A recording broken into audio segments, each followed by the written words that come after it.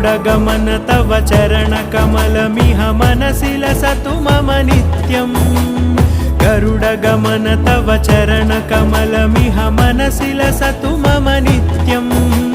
मनसि लसतु मम नित्यम् मम तापमपाकुरु देव मम पापमपाकुरु देव मम तापमपाकुरु देव मम पापमपाकुरु देव